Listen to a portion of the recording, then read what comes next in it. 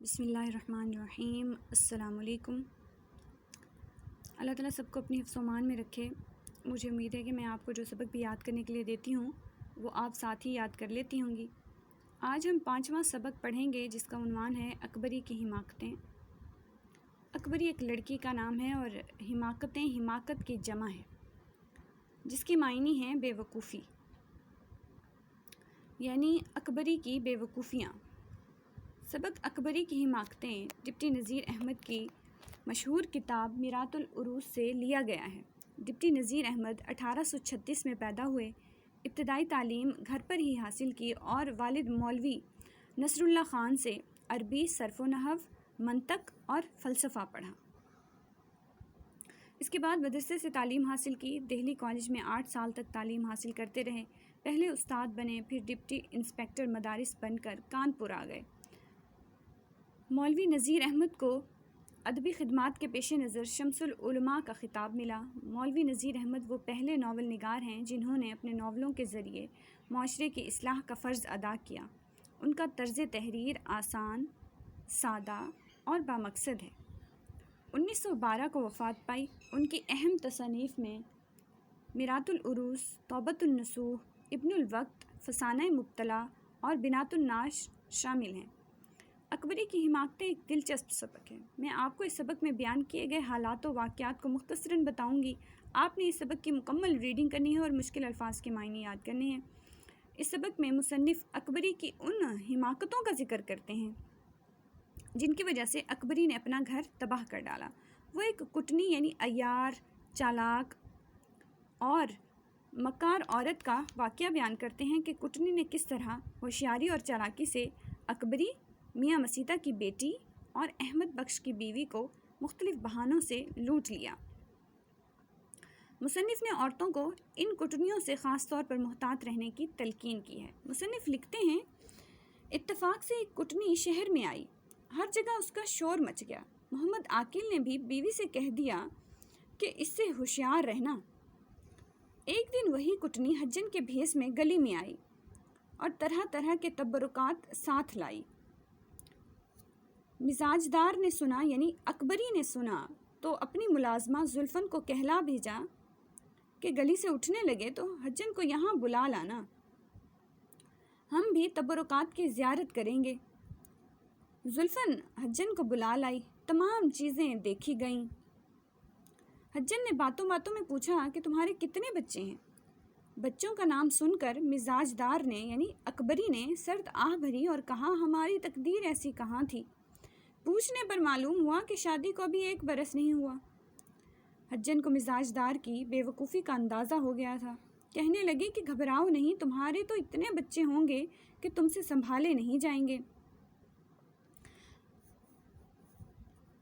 اور جب حجن جانے لگی تو مزاجدار نے بہت منت کی کہ اچھی بھی حجن اب کب آؤ گی؟ اس نے بتایا کہ وہ اپنی بھانجی کے پاس موم گروں کے چھتے میں رہتی ہے، دوسرے تیسرے دن دیکھ جایا کروں گی۔ لیکن اگلے ہی دن حجن پھر آ ٹپکی۔ اس بار اس نے ریشمی ازار بند صرف 4 آنے میں مزاجدار کو دے دیا۔ بہت سی گھریلو باتیں ہوئیں۔ حجن نے 2 لونگیں اس کو دیں اور کہا کہ یہ 2 لونگیں تم کو دیتی ہوں، ایک نہا دھو کر اپنی چوٹی میں باندھ لینا، دوسری بہتر تھا کہ تمہارے میاں کی پگڑی میں ہوتی، لیکن تم اسے سرہانے میں سی دینا۔ ہاں، خیال رہے صفائی کا خیال خوب رکھنا۔ ساتھ ہی ساتھ اس نے بھوپالی بیگم کے حج کا واقعہ بہت دلچسپ بنا کر سنا ڈالا۔ بھوپالی بیگم کا قصہ سن کر اکبری کا یقین حجن پر اور بڑھ گیا۔ ازار بند دیکھ کر محمد عاقل بھی خوش ہو گیا۔ پوچھنے پر بتانے لگا کہ 2 روپے کا ضرور ہوگا، لیکن مزاجدار نے بتایا کہ حجن سے صرف 4 آنے کا لیا ہے۔ محمد عاقل کا ماتھا ٹھنکا، یعنی اس کو شک ہوا۔ اس نے کہا، دیکھنا کہیں وہ حجن کوئی ٹھگنی نہ ہو۔ لیکن مزاجدار تو حجن پر فدا ہو چکی تھی۔ اگلے دن بستر کو بدلا، 1 لونگ سرہانے میں سی دی۔ صفائی دیکھ کر محمد عاقل حیران رہ گیا۔ خوش ہو کر بیگم کو بلایا۔ بیگم کا یقین حجن پر اور بڑھ گیا۔ دوسرے دن حجن جھوٹے موتیوں کی جوڑی لے کر آئی اور بتایا کہ صرف 50 روپے میں ایسا مال دوبارہ نہ ملے گا۔ مزاج دار کے پاس نقد 50 روپے نہ تھے۔ باتوں ہی باتوں میں حجن نے زیورات کے بارے میں پوچھ لیا۔ اکبری زیورات کا صندوقچہ اٹھا لائی۔ زیورات کی حالت دیکھ کر حجن کہنے لگی کہ کیا حالت بنا رکھی ہے زیورات کی، لاؤ اس کو اجلوا دوں، یعنی دھلوا لاؤں۔ مزاج دار نے سارا زیور حجن کے حوالے کیا اور اپنی ملازمہ زلفن کو ساتھ بھیج دیا۔ تھوڑی ہی دور گئی تھی کہ اچانک حجن کو یاد آیا کہ ناک کی کیل نہیں ہے، زلفن کو گھر بھیجا۔ زلفن گھر آئی تو مزاج دار کو حیرانی ہوئی اور کہنے لگی کہ کون سی ناک کی کیل، جلدی جاؤ کہیں حجن چلی نہ جائے۔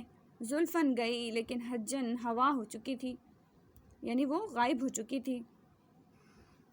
مزاج دار نے شور مچا دیا، میں لٹ گئی۔ لوگ شور سن کر بھاگے، موم گھروں کے چھتے تک گئے۔ معلوم ہوا کہ وہ تو 4 دن سے مکان چھوڑ کر جا چکی ہے۔ غرض گھر میں خوب لڑائی ہوئی۔ ہم نے اس سبق سے کیا نتیجہ اخذ کیا؟ ہم نے اس سبق سے سیکھا کہ خوشامد کرنے والے لوگوں سے چوکنا رہنا چاہیے۔ اب آپ نے اس سبق کے MCQs، اس سبق کا خلاصہ اور سیاق و سباق کے حوالے سے تشریح یاد کرنی ہے۔ اگر پھر بھی کچھ سمجھ نہ آیا تو پھر اردو کے گروپ میں مجھ سے پوچھ لیجیے گا۔ اللہ حافظ۔